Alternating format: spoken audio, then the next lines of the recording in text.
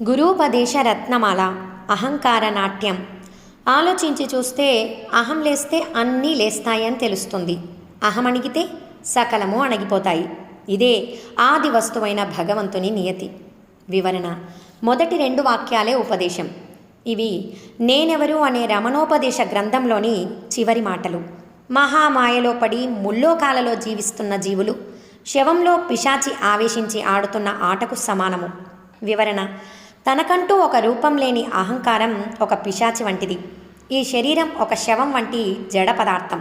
అందుచేత శ్మశానంలోని శవాన్ని పిశాచి ఆవేశించి ఆ శరీరాన్ని ఆడించడం వంటిదే ఈ ముల్లోకాల్లోని జీవుల బ్రతుకులని భావము. ఈ లోక విచిత్రం వినండి. ఎటువంటి పక్షపాతం లేకుండా అన్ని ప్రాణులపై కరుణగల దైవం తమకు ఆలోచించే శక్తి ప్రసాదిస్తేనే తప్ప తమంతట తాము ఆలోచించలేని లోకులు కర్మలపై గల వ్యామోహం వలన మేము ఇది చేశాము అది చేశామని గంతులు వేయడమే విచిత్రం. శత్రు సైన్యాన్ని నేనొక్కడినే జయించి వారిని పీనుగల పోగుగా చేస్తాను. అయితే ముందు ఎవరైనా నన్ను నిలబెట్టాలని ఒక కుంటివాడు చెప్పిన మాటలకి సమానమే ఈ కర్మాభిమానుల ప్రగల్భాలు. 168, 169 వచనములను ఒక వెణ్బా పద్యంలో భగవాన్ రచించారు. దాని వచనమే ఇది. మనోవాక్కాయ శరీర కర్మల చేత తమకు కదలిక లేదా గమనాన్నివ్వడానికి ఈశ్వరుని కరుణ కావాలి.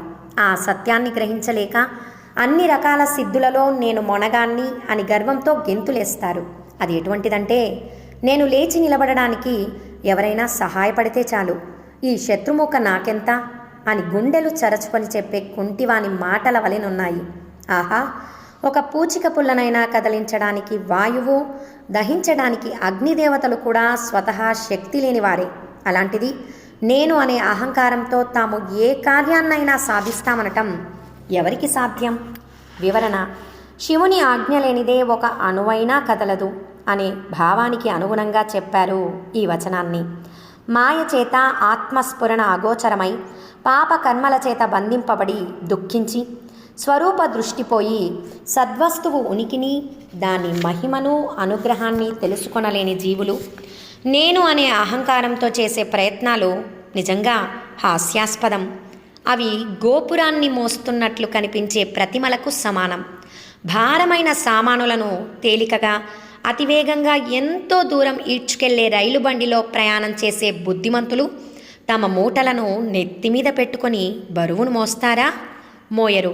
అలాగే పరాశక్తి అనే ప్రపంచ భారాలని తన సహజ గుణం చేత చక్కగా భరిస్తోంది.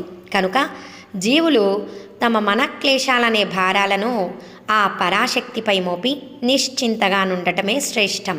172, 173 వచనముల భావాన్ని శ్రీ భగవాన్ ఈ క్రింది భావంలో ఉపదేశించారు. లోక రక్షణను ఈశ్వరుడు వహిస్తుండగా జీవుడు దానిని మోయటానికి ప్రయత్నించటం గోపురాన్ని మోస్తున్నట్లు ఆ గోపురంలోనే చెక్కిన ప్రతిమల వలె హాస్యాస్పదంగా ఉంటుంది. వాటి బాధ్యత ఏమాత్రం? పెద్ద బరువులను ఈడ్చుకెళ్లే రైలు బండి ప్రయాణికుడొకడు తన సామానును ఆ బండిలోనే పడేసి సుఖంగా ఉండక తన తలపై పెట్టుకొని మోసుకుంటూ కష్టపడితే అది ఎవరి తప్పు? జీవుని అజ్ఞానమే అది. వివరణ: లోకంలోని కష్టాలను చూసి ఈ ప్రపంచ స్థితిగతులు మార్చాలని, దానికై యోగాభ్యాసాలని చేయాలనుకునేవారు మన మధ్యలో చాలామంది కనబడతారు కదా. వారి అజ్ఞానాన్ని వేలెత్తి చూపించి మార్గం తప్పకుండా దైవాన్ని పొందడానికి ఆత్మ సమర్పణ మార్గాన్ని దీని ద్వారా శ్రీ భగవాన్ సూచిస్తున్నారు. ధ్యాన సమయంలో భయం, శరీరం వణకటానికి కారణం అహంకారం కొంచెం మిగిలి ఉండటం చేతనే దేహాత్మభావం పూర్తిగా నశించి చిదాకాశంలో నెలకొని శాంతించగా శరీరంలో వణకో భయమో పోతాయి. వివరణ: అహంకార నాశనమే ఆత్మసిద్ధి. తన నాశనం సమీపిస్తున్నప్పుడు అహంకారం ఆ శరీరాన్ని అంటిపెట్టుకొని ఉంటుంది. ఆత్మ విచారణ చేత ఆ శరీరాశ్రయం పోతున్నప్పుడు మరణావస్థ వంటి అనుభవం పొందుతుంది. అందుచేత భయము, శరీర బంధం నుండి గ్రంథిభేదం జరిగి వళ్ళు వణుకు కొంతమందికి అప్పుడప్పుడు ఏర్పడతాయి. అందువల్ల ఈ సందేహ నివృత్తి.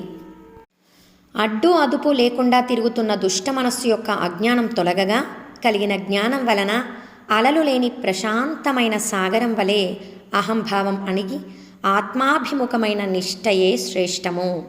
అవిద్యారూపమైన అహంతకున్న భ్రాంతుల నుండి విడివడి అవన్నీ భగవంతుని లీలయే అని గ్రహించి మహాదోషమైన కర్తృత్వ భావన అంతం కావటమే నిజమైన తపశ్శక్తి పొందిన స్థితి.